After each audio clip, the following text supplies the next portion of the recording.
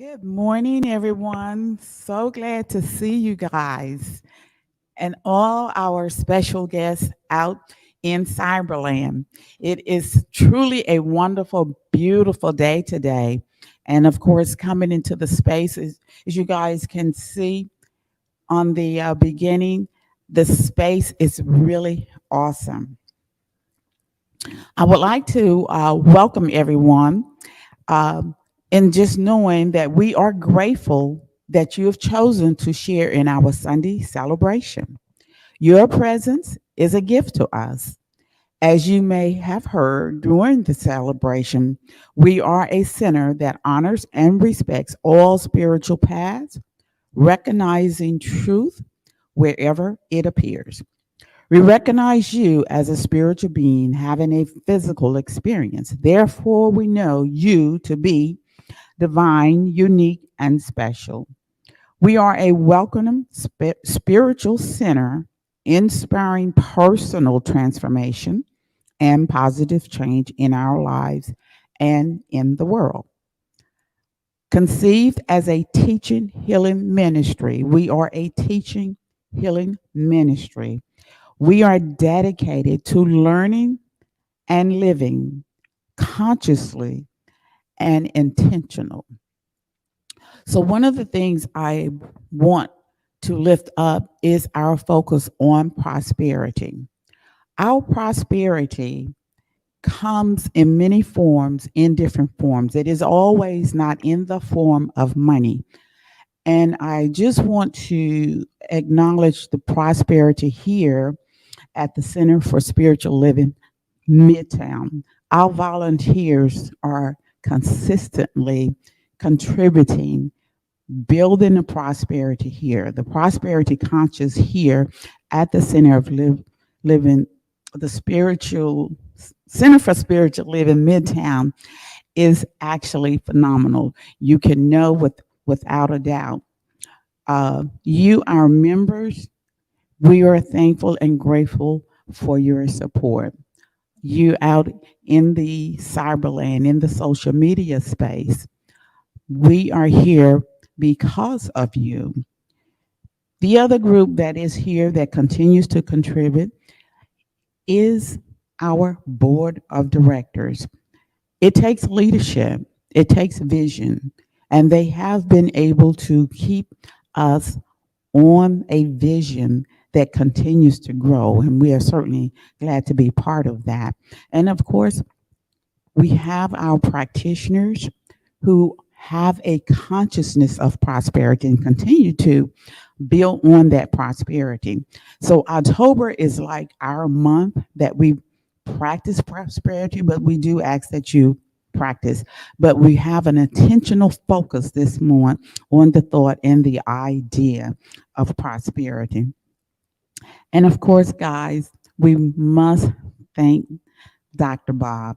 Dr. Bob has been a prosperous person, uh, contributing prosperity along the way, building a space that allow us to be whoever that is that we say we are. So that is a prosperity experience in and of itself.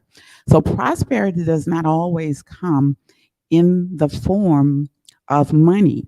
Um, we have a couple of our practitioners that are experiencing prosperity. We have Doug, they're moving into a new home, so they are not present. However, they continue to share their prosperity here with the Center for Spiritual Living.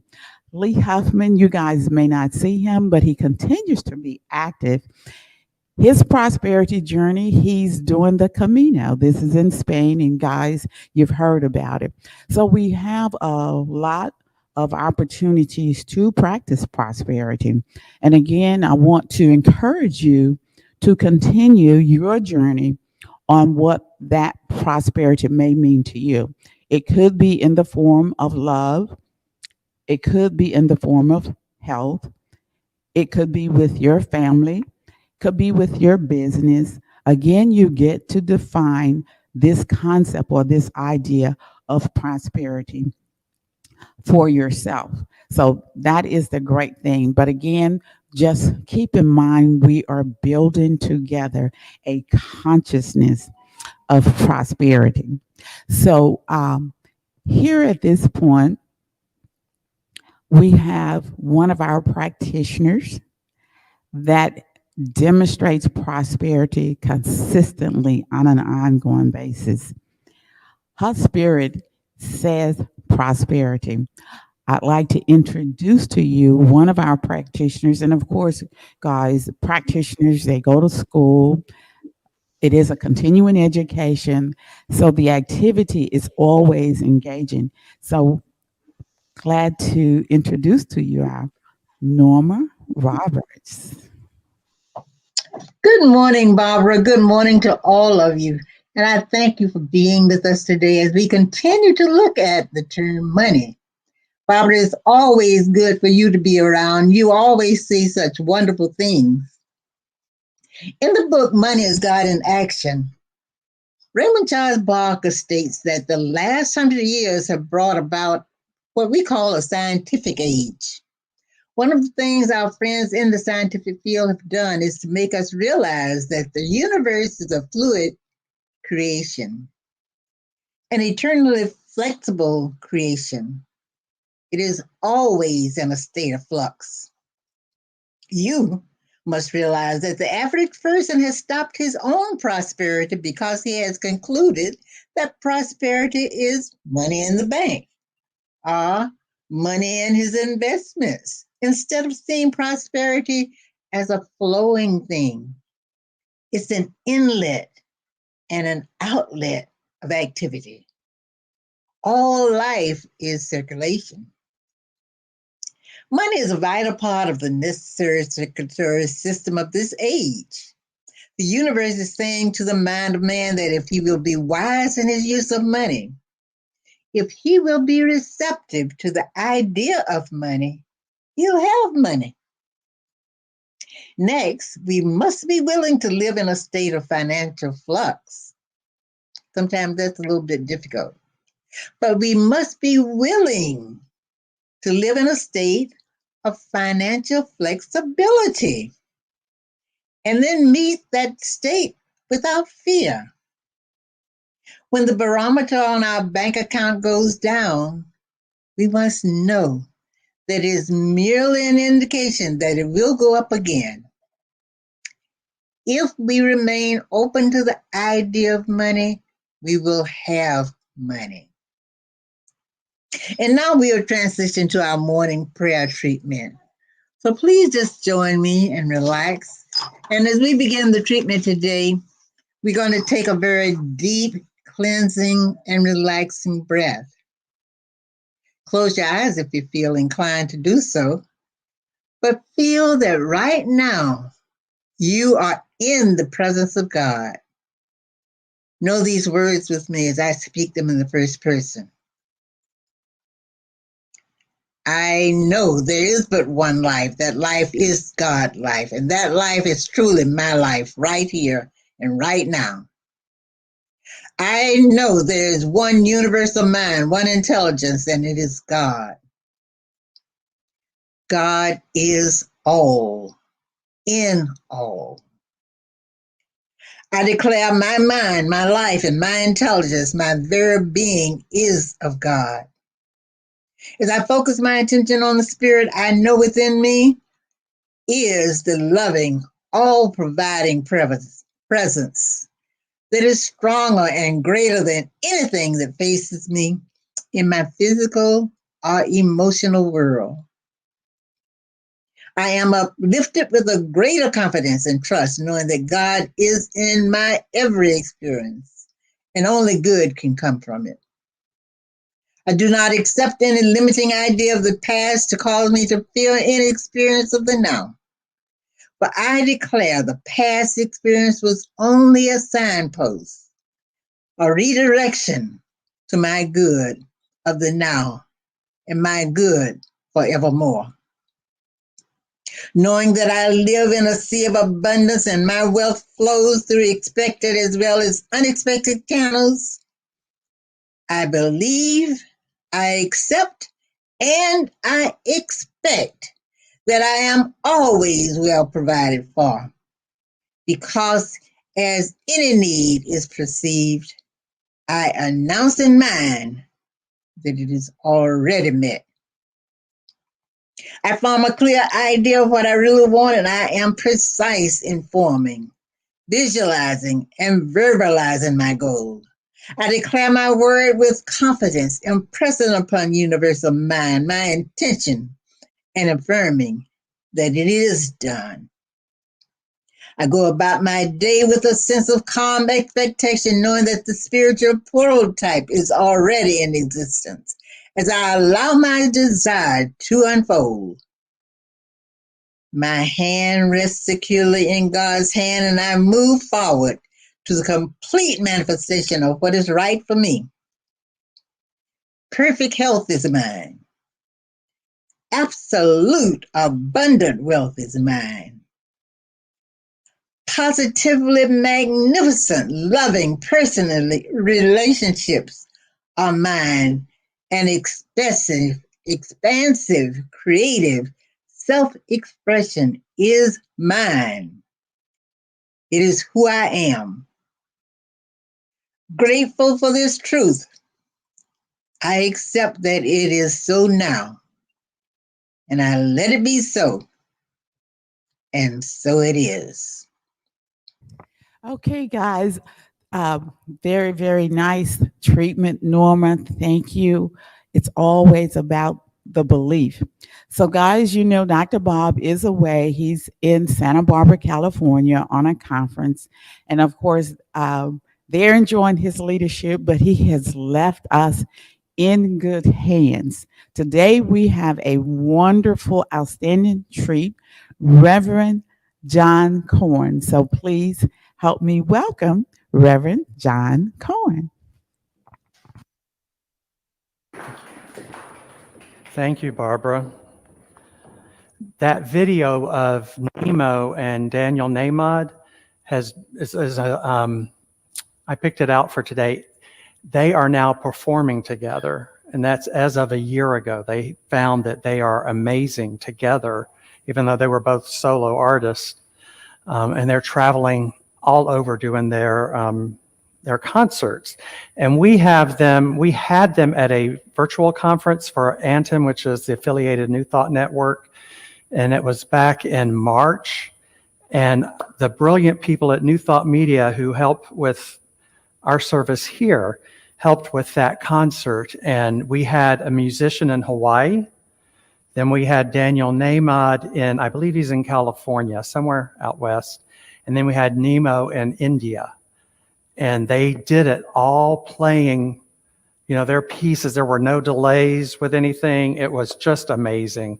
And so I call it the Sonny and Cher show. They're traveling, they're traveling the continent, doing their show, and they're going to be our guest next year at Unity Village. It's going to be the first week of October for our affiliated New Thought Network conference, and they're going to be the musicians and the music directors. And that was my request. And I'm just beyond thrilled about that. And Norma, I wanted to thank you for the treatment. I felt my credit score increasing just while I was sitting there. It's like things are getting better. Okay. And Dr. Bob asked me to talk today about embodying prosperity. So he's led you up to the point where you now want to think about, well, how do I embody this? How do I make this happen? Well, first off, I'm going to ask you to do what I'm doing. Put your arms all out wide. Uncross your legs. If your legs are crossed, that's a sign of I'm still a little uptight. And shout it out. I am open and receptive to all the good the universe has for me. You say that? I am open and receptive to all the good the universe has for me. Right. Amen. Let me tell you, that is a Louise Hay affirmation, and I learned from watching her that if I'm sitting like this, because it gives me some comfort, that I'm actually being a little bit uptight, and I'm not as necessarily open. And our body language is 70% of communication. So we want to be very clear when we are communicating what it is we want to communicate with the universe. I had a Buddhist monk for my master's program, and he would say, you need to sit like a good Buddha, like your back straight, none of this floppiness or, poor posture. So keep that in mind. What message am I sending to the universe with my body language? Does it match the words I'm sending? Is my body language more, say 70% more than what my words are saying at 30%? The universe just says yes. It doesn't interpret. It just says yes. You're putting it out there, and yes, I'll give you plenty of things to help you continue believing that. Okay, it could be I'm poor, I can't pay my bills, nobody loves me. One woman said to me, I can't remember if it was her kids, there was something with, they're always a problem. It's always a problem. And, my answer is, and so it will be. That's what the universe hears you saying. The universe is going to give you a lot of experiences to match that. To say, yes, I get you, I understand you. I'm here to give you what you would like. And as we start to work on embodying anything, be it prosperity, perfect health, creative self-expression, we have to believe that we are worthy and deserving of it first. I really feel that blocks people from receiving their good if we're not working on worthy and deservability, worthiness and deservability. And I have a treatment for that. If anyone wants me to send it to them, quite often I would treat somebody after church or during the week, whenever, and then I would stick in the deservability treatment with the one I did for them and ask them to do both of these at home every day. So I'm happy to email that to anyone who wants. Now, as we go into our good, our prosperity, I have to ask you, how do you handle compliments? How do you handle gifts? Where I'm from, which is the armpit of Alabama, what is socially correct in that area, that culture, at that time when I was growing up, was you deflect it, or you're being conceited. You're taking all the good. Your head's getting too big. So you would deflect it. Anyone compliment you, Sylvia, I love your hair. And if you go, oh, this old hair, I just barely pulled it together. Well, you're deflecting your good. The universe is paying attention. And my teacher, David Barrett, would say, to be spiritually correct is not to be socially correct. So if you're working on, you're going to improve your life, you need to not worry about what people out there are thinking or saying or doing. Look at your, I often look back to what my parents would say, what they would have me do. And I know whatever it is, it's the opposite. That's what I need to do. My father had a thing about being stoic, stuffing your feelings. But that's a really good thing. But in truth, if we're going to be spiritually correct, our feelings are there for a reason. They are our guidance, our inner GPS system. Raymond Charles Barker, who is our spiritual great-grandfather, he was the teacher of Kennedy Schultz, and Kennedy Schultz taught the subsequent teachers that are here now, and that have been through here. And I have a story from when Mary Morrissey went to see him speak before he died. And she said he was in his 70s. He was elegantly dressed with a head of white hair. And we used to see him on videos. David would bring videos of Raymond Charles Barker's to our class so we could see who he was and hear his style of speaking. And I remember thinking, boy, that is a happy older gay man. He was just so out there. And he put in this session with Mary Morrissey, he pulled a bunch of money out of his pockets. like a bunch of $100 bills. And he started kissing them and going on and on about how he loved his money. And he would say, "This is money. I love money." And Mary Morrissey recalls feeling horrified when she saw that. She was thinking he's not even spiritual. And then Raymond Charles Barker said, "If you had any thought of revulsion, repulsion, or judgment about money, money heard you. Money's got it. It heard you. Why would money go where it's not loved? Why would you not love the symbol of your freedom?" Now imagine if we had a little, or he would say, imagine if you had a little boy here. He picked the little boy up and said, "This is my grandson who I love dearly." And then he kissed all over the grandson. You would think, well, that's a good thing. But when he pulls up the money, it's a different thing. Why? Because we've been culturally taught, depending on the religion you came from, that money is the root of all evil. Only the really nasty people have wealth.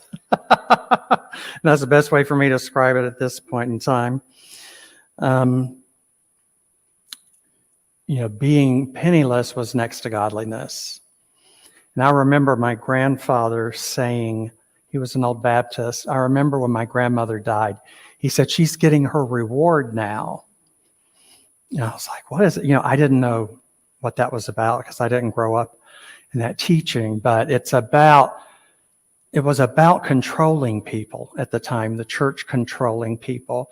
Your life's going to be crap, and we're going to have you work, and it's still going to be crap, but you're going to do all this stuff for us so that you get your reward when you go to heaven. The streets are paved in gold up there. All you got to do is chip a piece off and you're already richer. I'll tell you a quick story. When I was in Science of Mind first year of studies, this is back when we were on Buford Highway, I was newly broke up from a relationship, living on my own somewhere. I was scared. It was nerve-wracking, not knowing if I was going to have enough money to pay my bills. I was doing everything for the first time. And I met a woman in our class. Naturally, we were drawn together. You have to remember that. The law of attraction pulled us together. She was in Section 8 housing, and she was food insecure. So she had been on the street some, got into housing, but never had money for food. And so I would drive her home after class, driving up Buford Highway to where those apartments were. And she would have me go through the drive-thrus of like Wendy's and everything else. And she would ask for free food. And they gave it to her.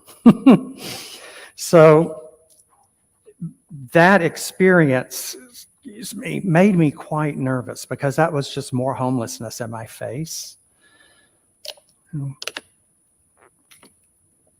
I talked to a friend about it actually, who was a year ahead of me in our program. And he said, "This is just ridiculous. You are not going to be homeless. Your whole concern about that is just off. You've never, not taken care of yourself or pulled yourself up, when you needed to." So what happened was this lady found a way to go back to college. She had to move to Virginia. There was an apartment there for her. So the work we were doing helped. And I noticed as I was getting more and more stable by treatments and by discussing things with the practitioners and my teachers, my life was improving, so was hers at the same time. And we're still close today. So we offer a lot of practices to change the neural patterns in your brain. The patterns that our parents put in there and that we continued when we became young adults because we didn't know any different, we're going to continue to create from the way our parents created our lives. Those grooves are there, but science shows you can change those. We can get rid of those by embracing this teaching fully, doing everything we can do, treatments, gratitude, meditation, being aware of what we're saying and thinking and what we're putting out. you can change the patterns in your brain. And after a while, they're no longer a pattern there. The pattern has become positive thinking, being goal-oriented, being loving and kind, being open, being in tune with your higher self. One of the things I see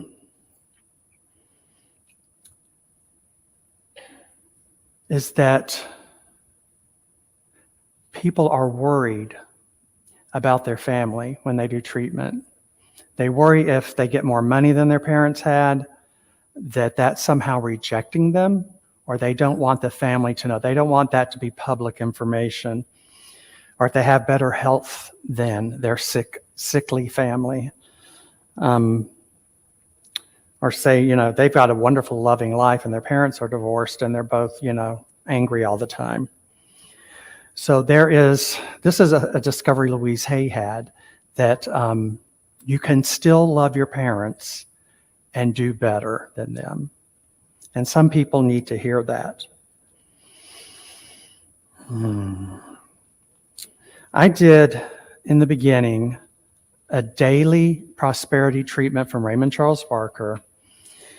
And I did it for about 2 years. And I actually had 10 treatments I did every day for about 2 years in the beginning.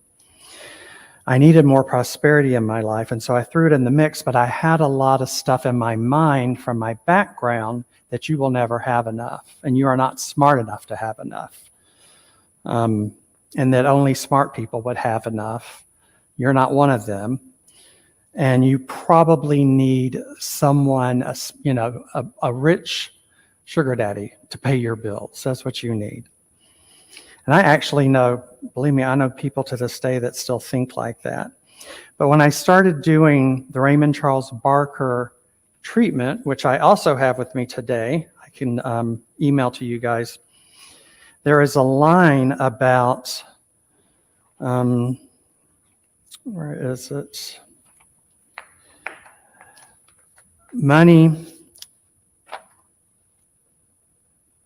Money is the energy of God in my personal department of finance. Money is the energy of God in my department of finance. That made sense to me.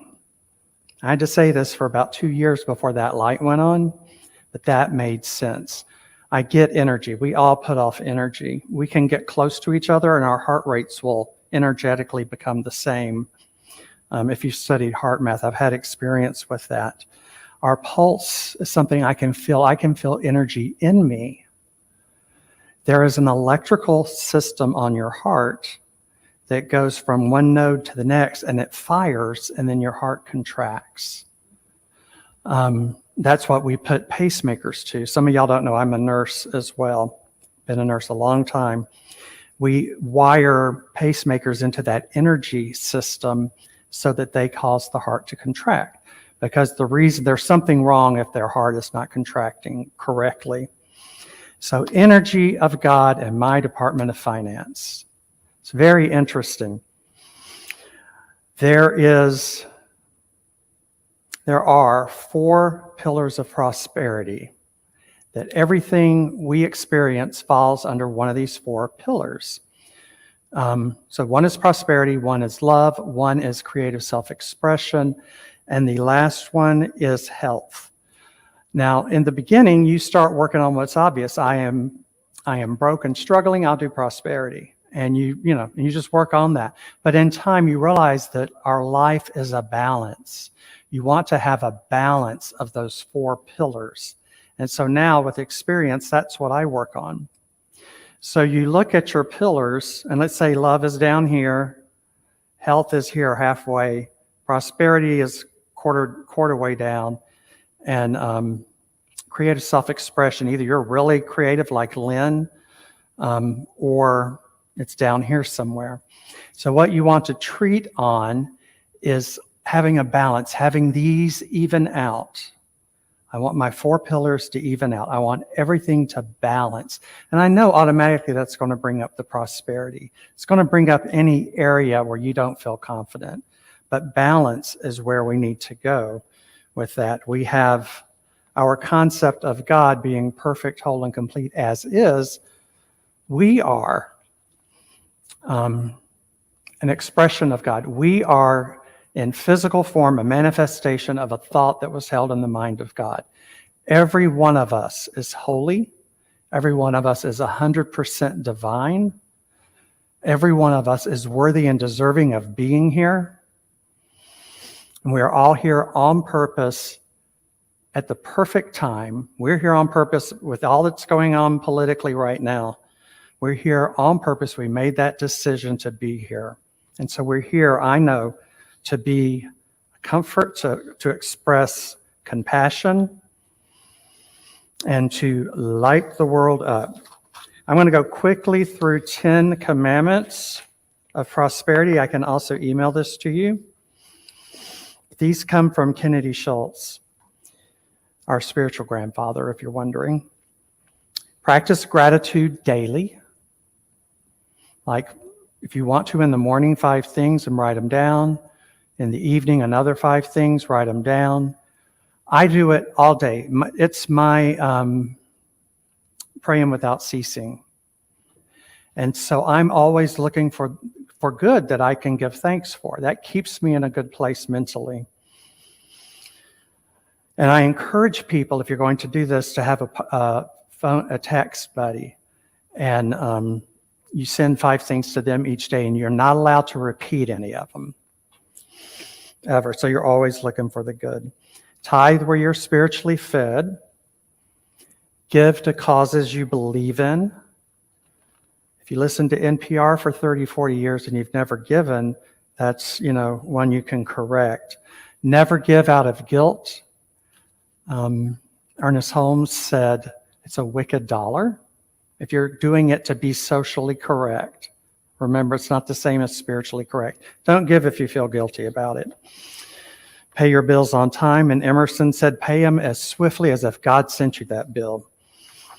Save some portion of all the money you receive.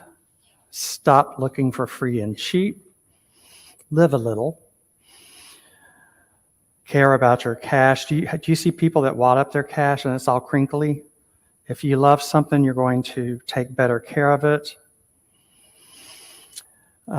Be sure you're in a good frame of mind when you pay your bills, so the energy going with it is completely loving.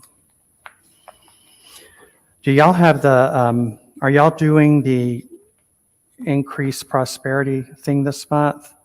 Okay. So I will leave that to you to do. I thank you for having me. I am so grateful to be here. This is my spiritual home, by the way, where I'm from.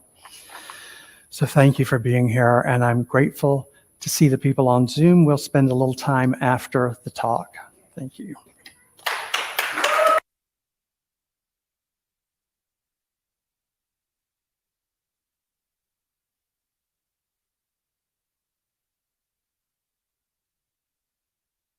When you come and visit us, you bring so much treasure with you. And today you brought plenty of prosperity.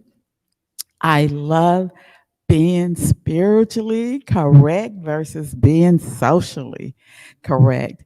And that is what we have done and how we have lived our lives. And again, just having your prosperous conscious here. For the month of October, we are practicing the prosperity, the increase. It is our mindset. And when we focus on any idea that's out there, that is what becomes magnified in our lives, in our experience. So when we focus on prosperity, we can know without a doubt. Again, just as Norman was giving us that treatment, without a doubt, I could be part of that. Without a doubt, focusing on prosperity, we can have prosperity in our lives. I want to give a shout out to Richard and Lynn. They're out practicing prosperity in Portugal. So you get to practice your idea of whatever prosperity is for you. Um, Here at the center, we have an amazing group of people that uplift us here in a prosperous way. We are grateful to you. We are thankful to you. And it is what we continue to do, build prosperity together.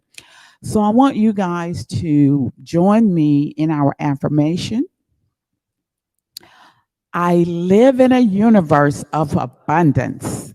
As I freely and joyfully give, I join in the divine flow, and all that I share with life returns to me multiplied abundantly. And so it is. So if you guys out, you can go to the website, cslmidtown.org, to donate. And of course, we do have the basket in the back here at the center. Again, I just want to say thank you to each and every one of you for being with us, for practicing the concept of prosperity, the thought of prosperity. It is the way we can create whatever we desire, whatever experience we desire to have in our lives. So continue your journey on with the idea of prosperity. And as I'm saying this, I see my friend Catherine. We're certainly glad to see both of you here this morning. But continue your journey on with prosperity. And the more prosperity we build within our own consciousness, let's just know again, like Reverend John was sharing with us, we have that much more prosperity to share and to give with others. Um, our our announcement, Dr. Bob is doing a class, guys. Please go to the website. You can check on those classes and those dates. And as we close out with the affirmation of life, I want to say thank you to Diego. Y'all see how he just did that? He is just really, really smooth. I appreciate you, Diego, making me look good this morning. Thank you. Our affirmation of life. I leave this place now, knowing than I knew before. I go forth into the world with a heart full of love and a mind full of good sense. I look at the world in a greater way, knowing that I have within me everything I need to create the life I desire. I give thanks for this understanding, and I am grateful for the spirit of life that lives through me, and so it is. Thank you, Jake, for such a wonderful job this morning as well. Guys, please enjoy and have a prosperous week.